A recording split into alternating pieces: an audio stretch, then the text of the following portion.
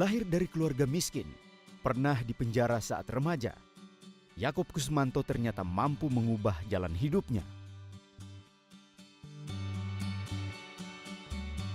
Kini jebolan kelas 2 SMA itu sukses membangun 16 perusahaan tekstil dan distribusinya di seluruh pelosok tanah air.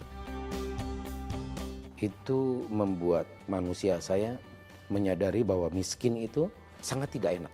Saya cari kerja, saya pengen buktikan bahwa orang yang buruk seperti saya itu tidak selamanya akan buruk. Saya fokus bekerja dan apa yang saya dapatkan dari sejak kecil, bagaimana disiplin, tanggung jawab bekerja, saya lakukan betul-betul sehingga saya mudah sekali untuk mengerti pekerjaan di sana. Nah, saya lakukan sedikit demi sedikit. Waktu saya melakukan dengan senang, maka saya tidak tertekan.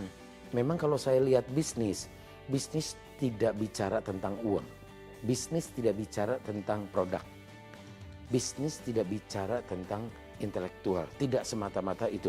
Tapi kalau saya melihat bisnis, itu lebih dulu berbicara tentang mental. Bicara keberanian. Dengan keberanian itu, nanti faktor-faktor yang lain itu yang tadi saya sebutkan baru itu melengkapi. Bagi pengusaha yang kenyang makan asam garam kehidupan, tidak ada lagi peristiwa yang membuatnya kaget.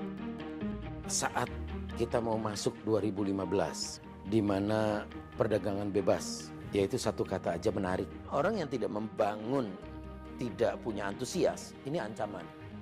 Tapi buat kita yang punya antusias, punya kesempatan, untuk kita bikin terobosan. Untuk kita mencoba sesuatu yang baru. Persiapkan, contoh misalnya. Anak saya persiapkan untuk mapping dulu. Yang deket dulu aja. Malaysia, Singapura, Filipina, Thailand, Vietnam, Kamboja. Mereka harus didorong untuk lihat itu. Ada apa di sana? Itu. Harus mencoba interaksi, mempersiapkan. Bagi Yakob, yang terutama adalah integritas dan militansi seseorang dalam bekerja. Atas dasar itulah, ia kini memiliki seorang lulusan SMA yang kini menjadi General Manager PT Tirai Pelangi Nusantara dan General Manager CV Sintaka. Saya background sekolah hanya SMA. Skill, saya nggak punya skill apa-apa. Menjahit dan lain sebagainya juga saya nggak bisa. Nah dari situ saya melihat ada mesin jahit, saya belajar. Jadi betul-betul saya belajar semuanya itu dari bawah. Para GM gitu ya, mereka itu bukan rata-rata lagi, hampir semua kulit putih gitu kan. Dan memang Pak Yakob sendiri kan memang orang Chinese ya, lalu Kristen gitu kan. Dibandingkan saya gitu, saya dari kampung, lalu beda kulit, lalu beda agama seperti itu. Awalnya saya nggak percaya bahwa satu hari saya akan bisa menjadi seorang pemimpin seperti itu. Tapi memang mungkin berangkat dari saya punya tekad jelas bahwa dari awal saya mau bekerja sebaik-baiknya. Maka di saya banyak sekali anak-anak supir jadi supervisor, pembantu jadi GM. Kenapa bisa seperti itu? Karena mereka hidup bersama kami 10 tahun itu bukan waktu sedikit. Waktu yang banyak sekali. Mereka dikasih tanggung jawab. Dari satu tanggung jawab ke satu tanggung jawab. Lalu kita potret mereka. Mereka hargai nggak? Mereka mampu nggak? Begitu mampu, kita tantang lagi, satu langkah lagi ke depan, gitu. Tantang lagi, gitu. Nah, sewaktu ditantang-tantang seperti itu, mereka akhirnya satu saat kaget. Wah, kok saya sudah bisa begini ya?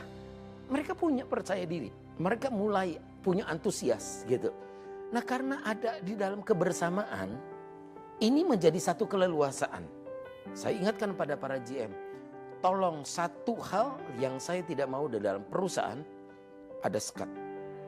Kita satu semuanya. Kita anak bangsa. Tidak boleh bicara ini orang Batak, ini orang Nias, ini orang Sunda, ini orang Jawa. Tidak.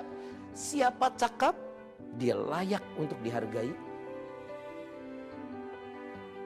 Dia pantas untuk duduk. Jadi tidak boleh dihambat. Yakob menegaskan, bisnisnya yang sejati adalah mencetak pemimpin. Bisnis tekstil hanyalah kendaraan baginya. Misi hidupnya kini mencetak 2.000 pemimpin bisnis. Peristiwa bergesernya dari seorang Yakob yang tidak punya apa-apa, yang gagal, banyak dalam bentuk lingkungan keluarga, sekolah juga gagal gitu.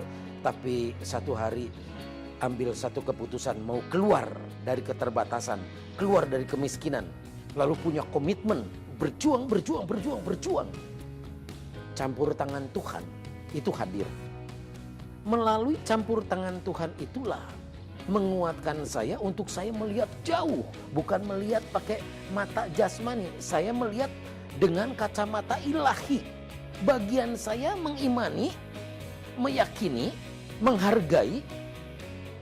Bagian Tuhan itu menghadirkan. Itu kita tidak usah pikirkan keterbatasan kita. Yang bisa kita lakukan sekarang apa? Kita menghargai.